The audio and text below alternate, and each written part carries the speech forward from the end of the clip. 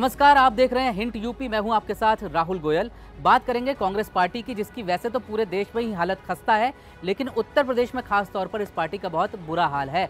वर्ष 2017 में जब विधानसभा चुनाव हुए थे तो बड़े बड़े दावे करने वाली कांग्रेस पार्टी उन चुनाव में सिर्फ 7 सीटें हासिल कर पाई थी और जिस मुस्लिम समुदाय को कांग्रेस पार्टी का पारंपरिक वोट बैंक माना जाता है वो भी छिटक कर दूर हो गया था पिछले विधानसभा चुनाव में। लेकिन अब कांग्रेस पार्टी चाहती है कि ये जो मुस्लिम वोट बैंक है वो एक बार फिर से पार्टी की तरफ शिफ्ट हो जाए और इसके लिए कांग्रेस ने एक दिलचस्प योजना तैयार की है। अब इस योजना को लेकर बहुत हंगामा जो है वो उत्तर प्रदेश की सियासत में हो सकता है। ये योजना क्या है ये मैं आपको बताऊंगा, लेकिन उससे पहले आपसे गुजारिश है कि हिंट यूपी पश्चिमी उत्तर प्रदेश की खबरों का नया केंद्र है और अगर आप पश्चिमी उत्तर प्रदेश से जुड़ी तमाम खबरें जानना चाहते हैं, समझना चाहते हैं, उनका विश्लेषण देखना चाहते हैं तो आप हमारे चैनल को सब्सक्राइब जरूर करें। अब एक बार फिर से आते हैं कांग्रेस पार्टी की नई योजना पर, जिसके तहत कांग्रेस अपने मुसलमान वोट बैंक को फिर से लुभाने के लिए इस बार मदरसों का सहारा लेने जा रही है। जी हाँ, बिल्कुल ठीक सुना आपने, मदरसों के जरिए कांग्रेस पार्टी चाहती है कि जो खोया हुआ वोट बैंक है मुसलमानों का उसे वापस हासिल किया जाए। इसके लिए कांग्रेस कर क्या रही है? इसके लिए कांग्रेस ने एक कार्य योजना तैयार की है, जिसके तहत उत्तर प्रदेश में जो मदरसे चलते हैं वहाँ के उलेमाओं से बात करके वहाँ कांग्रेस के नेता जाएंगे उन मदरसों में और छात्रों को कांग्रेस की नीतियों के बारे में पढ़ाएंगे।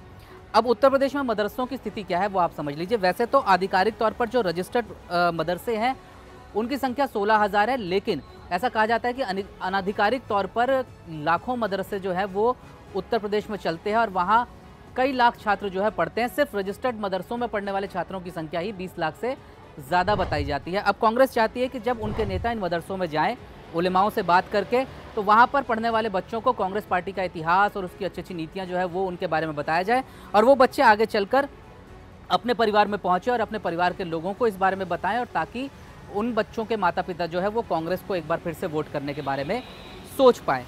अब कांग्रेस की स्थिति उत्तर प्रदेश में मुसलमान वोट बैंक को लेकर भी बहुत बुरी है। उसका कारण यह है कि 1990 तक जो मुस्लिम वोटर्स उत्तर प्रदेश के कांग्रेस को वोट दिया करते थे वो 1990 के बाद धीरे धीरे समाजवादी पार्टी और बहुजन समाज पार्टी के साथ चले गए।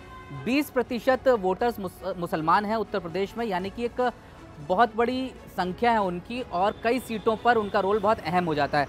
पूरे उत्तर प्रदेश में इस वक्त करीब 107 सीटें ऐसी हैं जहाँ मुस्लिम वोटर्स बहुत बड़ा रोल निभाते हैं, बहुत अहम भूमिका निभाते हैं। इनमें से 73 सीटें जो है उसमें 30 से 45% तक वोटर्स की संख्या जो है मुसलमान है, जबकि 70 सीटों पर यह स्थिति 20 से 30% तक है और पश्चिमी उत्तर प्रदेश में ऐसी सीटों की संख्या सबसे ज़्यादा है। आपको एक दिलचस्प आंकड़ा दूं कि रामपुर और मुरादाबाद जैसी जो विधानसभा सीटें हैं वहां पर तो 50% से ज़्यादा वोटर्स जो हैं वो मुसलमान हैं। इसके अलावा बिजनौर, शामली, मुजफ्फरनगर, सहारनपुर, ये वो तमाम इलाके हैं जहाँ पर 40% से ज़्यादा मुस्लिम आबादी रहती है और कांग्रेस की नज़र अब इसी मुस्लिम आबादी पर है।